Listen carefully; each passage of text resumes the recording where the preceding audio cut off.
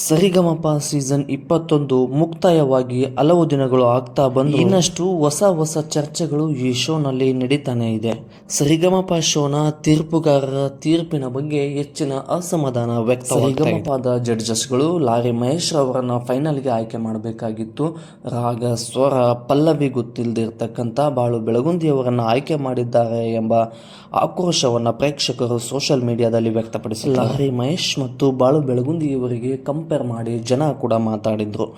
ಬಾಳು ಬೆಳಗುಂದಿ ಅವರಿಗೆ ಫೈನಲ್ಗೆ ಬರುವಂಥ ಯಾವುದೇ ಅರ್ಹತೆ, ಹೀಗಾಗಿ ಜನರು ಬಾಳು ಬೆಳಗುಂದಿ ಅವರ ಬಗ್ಗೆ ಅತಿ ಹೆಚ್ಚು ನೆಗೆಟಿವ್ ಕಮೆಂಟನ್ನು ಮಾಡಿದ್ರು. ಅದೇ ರೀತಿಯಾಗಿ ಲಾರಿ ಮಹೇಶ್ ಅವರ ಬಗ್ಗೆ ಅತಿ ಹೆಚ್ಚು ಪಾಸಿಟಿವ್ ಕಮೆಂಟ್ಗಳು ಕೂಡ ಜನರಿಂದ ಅಥವಾ ಪ್ರೇಕ್ಷಕರಿಂದ ಬಂದಿದ್ದು. ಲಾರಿ ಮಹೇಶ್ ಮತ್ತು ಬಾಳು ಬೆಳಗುಂದಿ ಅವರ ನಡುವಿನ ಕಂಪ್ಯಾರಿಸನ್ ಸೋಷಿಯಲ್ ಮೀಡಿಯಾದಲ್ಲಿ ಬಹಳ ಜೋರಾಗಿ ವೈರಲ್ ಆಗಿ ನಡೀತಾ ಇದೆ. ಪ್ರೇಕ್ಷಕರ ನೆಗೆಟಿವ್ ಕಮೆಂಟ್ಗಳಿಂದ ಬೇಸತ್ತ ಬಾಳು ಬೆಳಗುಂದಿ ಅವರು ಸ್ಟೇಜ್ ಮೇಲೆ ಹಾಡನ್ನು ಆಡಬೇಕಾದರೆ ಕಣ್ಣೀರನ್ನು ಕೂಡ ಇಟ್ಟಿದ್ರು. ಬಾಳು ಬೆಳಗುಂದಿ ಅವರು ಸ್ಟೇಜ್ನಲ್ಲಿ ಕಣ್ಣೀರಾಗ್ತಾ ಹೇಳಿದ್ದು ಏನಂದರೆ, ನಾನು ಇಷ್ಟೊಂದು ಶ್ರಮಪಟ್ಟು ಮೇಲೆ ಬಂದರೂ ಕೂಡ ನನ್ನ ಬಗ್ಗೆ ಜನರು ಕೆಟ್ಟದಾಗಿ ಕಮೆಂಟನ್ನು ಮಾಡ್ತಾ ಇದ್ದಾರೆ.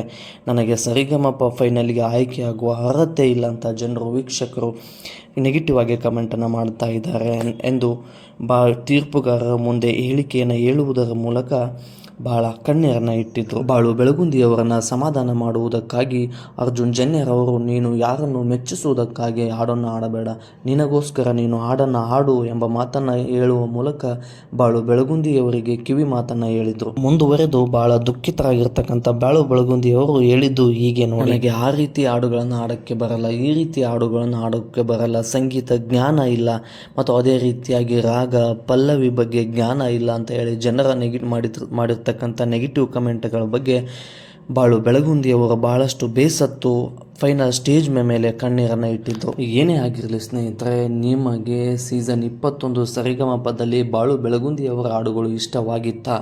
ಇಲ್ಲ ಫೈನಲ್ಗೆ ಬಾಳು ಬೆಳಗುಂದಿಯವರನ್ನು ಆಯ್ಕೆ ಮಾಡಬೇಕಾಗಿತ್ತಾ?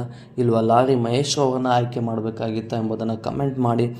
ನಾನು ಹೆಚ್ಚಿನ ವಿಡಿಯೋವನ್ನು ಮಾಡಲಿಕ್ಕೆ ನಿಮ್ಮ ಪ್ರೋತ್ಸಾಹದ ಅವಶ್ಯಕತೆ ಇದೆ.